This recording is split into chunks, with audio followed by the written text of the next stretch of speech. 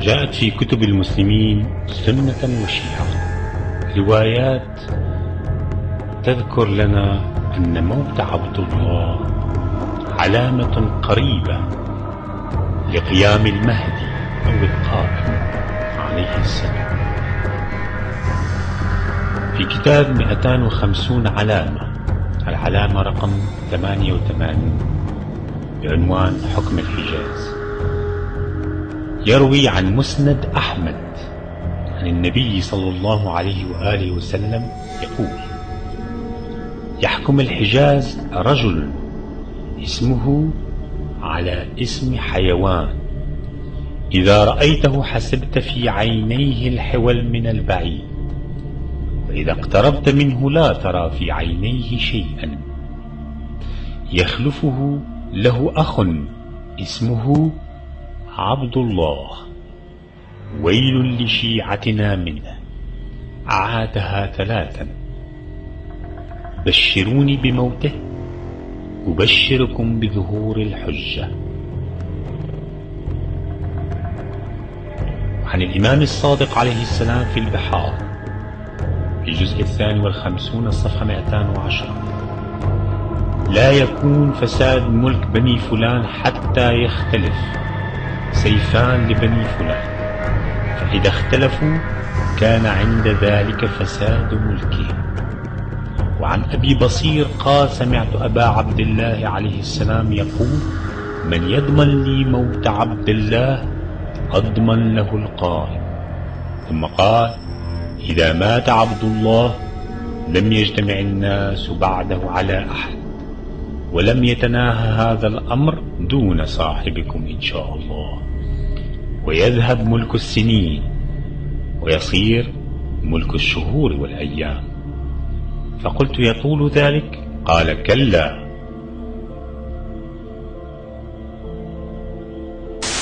وكأنك سمو الأمير يعني توافق بأنك يعني تضع احتمال أن يحدث ما حدث في دول الجوار والدول الأبعد من احتجاجات، يمكن، أنا أقول يمكن بين قوسين، أن يحدث مثلها في المملكة العربية السعودية. ممكن؟ الله يجنبنا الشرور. من يستطيع أن يتنبأ بهذه الأمور؟ من يستطيع؟ لا نستطيع أن نتنبأ. والله أعلم. كل ما نطالب به هو الهدوء والسكينة، وأن تتحرك الفاعليات التي تقوم وتدير مقدرات هذا البلد بأنها تنتبه لما يجري حولنا أو حتى أبعد منا قليلا، حتى أنها تبادر بالإصلاحات اللي طلبنا بها ويطالبون هم أيضا بها. لأنه وجود الملك عبد الله اليوم ونحن منتظرين عودته بفارغ الصبر، يستطيع هو وهو فقط أن يقوم بهذه الإصلاحات. لأنه بعد ما يجول عن الملك عبد الله بعد عمر طويل حتكون الشرور الطويلة، وأنا حذرت منها في عدة مناسبات.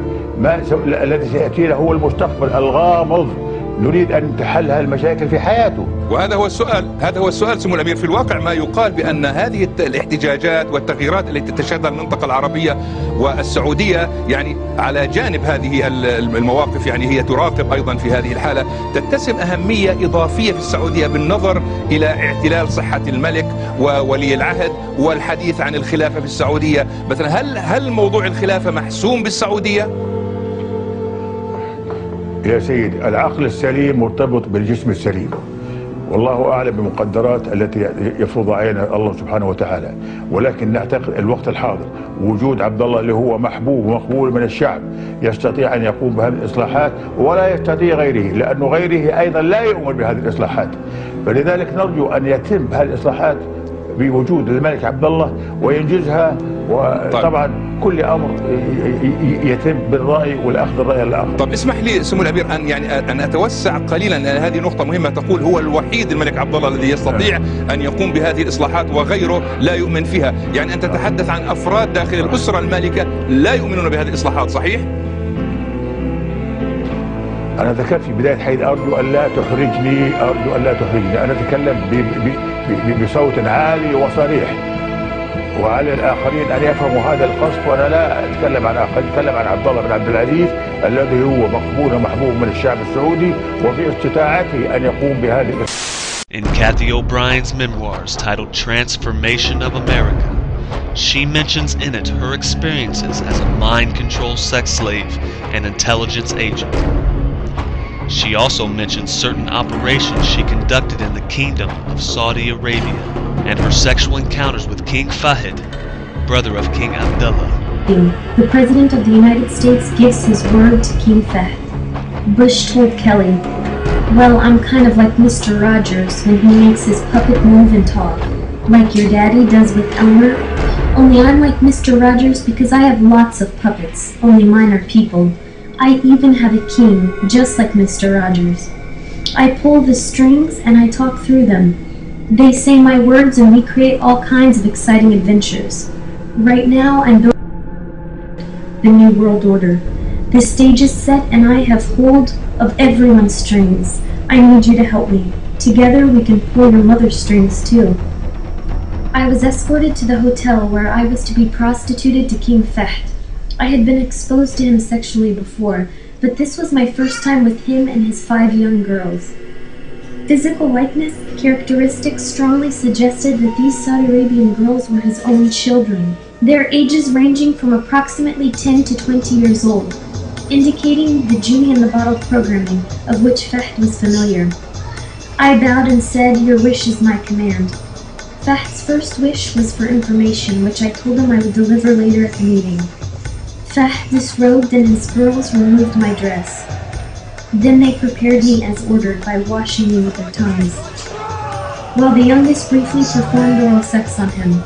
The girls were ordered aside while I proceeded to sexually gratify Fahd according to his instruction and those I had received earlier from Cheney and Bush. When I finished doing my part in the name of diplomatic relations, Habib was at the door to escort me out. I was to meet with Fahd again at 3 a.m. in Habib's suite. At last, he took me on to the meeting in Habib's room, where Bush, Cheney, Fahd, and Habib were in the midst of discussion. Bush accessed the messages and bank transaction details I was programmed with in Shasta, and ordered me to relay an account of my meeting with De La Madrid and subsequent opening of the Juarez border. The complexities of this meeting, compounded by my being privy only to certain parts, should not be documented here out of context. I do know that Bush was setting the stage for implementing the New World Order, using Mexico and Saudi Arabia's roles for cover and for further expansion of U.S.-covered criminal activity. This included the arming of Iraq with weapons and chemical warfare capabilities. The message Reagan had me programmed with earlier that day was further evidence of this. I delivered Reagan's message to King Fahd as ordered. Greetings to King Fahd from President Reagan. The negotiations you are about to embark on are not only critical to the world peace process, but may solidify U.S.-Saudi relations beyond your wildest expectations. You have my word that what appears to be the building up of forces in Iraq is but a mirage in the whirlwind. And when this operation is completed and the dust finally settles, you will see that the sands have shifted in time, running out on our own adversaries and shifting all power and control to our unified effort. Although Saudi Arabia is the most conservative Islamic country, abnormal sexual activities is not strange to the ruling elite, the family of Saud. We have the lead investigator here, and I just want to ask you quickly, what was one of the key components of this was the nature of the relationship between the two men. Can you tell us, what did you find from your evidence in the investigation? Well, we've never had a truthful account of the nature of the relationship from anyone. But it is clear from the evidence we covered there was certainly a sexual nature to the relationship. And also, the best evidence of the relationship is the CCTV from the lift, which shows the defendant beating Bandar severely on at least 2 occasions in a public place. At no time did Bandar try to defend himself, and indeed at one stage, after beating him, the defendant turned his back on him, casually pressed the lift button, walked out of the lift, and then decided to come back in and continue the beating. Clearly an abusive relationship, been described as a master-servant relationship. I don't think we'll ever know the truth of it. Thank you very much for that. Well, as you can see, clearly a complicated relationship, one that was characterized by repeated physical abuse. One prosecution witness describing it as Bandar Abdelaziz treated like a slave by the Saudi prince. Clearly the jury agreed with all that, took them only an hour and a half to deliver the verdict of guilty of murder. The defendant in this case, how does he figure in the Saudi royal family? Is he really a prince? He is a prince. We understand he is the nephew of the king, and so he is in the royal family. However, he had been traveling outside of Saudi Arabia for some time and had made repeated visits to London. Allowing the women to drive? المرأة هي أمي، هي أختي، هي بنتي، هي زوجتي. أنا مخلوق من المرأة، والمرأة مخلوقة من يعني الرجل. يعني عند الآن في يعني البادية ناس يعني يسوقون، لأن العادة رجالهم راحوا للشغل في يعني المدن، أصبحوا ما في عند حلالهم إلا النساء. أصبحت النساء تسوق وتروح وتجيب يعني كلمة تتاجه من يعني المدن أو من المياه يعني لا فيه، لكن المدن ما صار فيها شيء. وهذا شيء يمكن يعني مع الزمن، مع الوقت. الصبر جميل. وجد العديد من السلام والتحية على ابن عمنا الموقر. وعليكم السلام. قولوا للناس ليصوموا 3 أيام. وفي كتاب الممهدون للمهدي عن الإمام الباقر عليه السلام: يموت سفيه من آل فلان، يكون سبب موته أن ينكح خصيا فيقوم فيذبحه ويكتم موته 40 يوما، فإذا سارت الركبان في طلب الخصي لم يرجع أول من يخرج حتى يذهب ملكهم. الوصف المذكور في الروايات أليس وصفا يشبه فهد ملك السعودية؟ اسمه على اسم حيوان، وفي عينه الحول من بعيد وليس فيه شيء من القريب.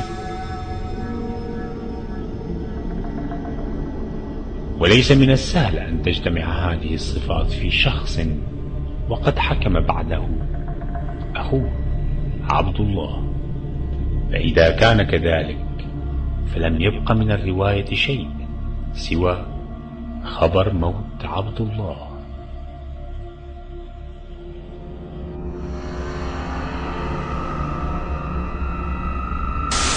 Classified US State Department document published by WikiLeaks earlier this week revealed that Saudi Arabia's King Abdullah was using Viagra pills at the age of 92.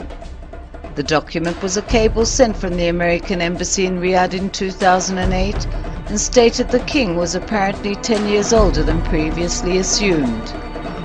The cable was based on information by a Western medical source who was in contact with the Saudi royal family and treated one of his 4 wives and received the king's medical file by mistake. The cable said the king was born in 1916 and was 92 at the time, was a heavy smoker, received regular hormone shots and was using Viagra. بهذه المناسبة أقول لأخي عبد الله يعني 6 سنوات وأنت هارب وخايف من المواجهة، ما تخاف، بس نقول لك بعد 6 سنوات ثبت أنك أنت الكذب وراك والقبر قدامك، وأنت هو اللي صنعتك بريطانيا وحاميتك أمريكا. يا أخ معمر فيه رؤساء يتكلمون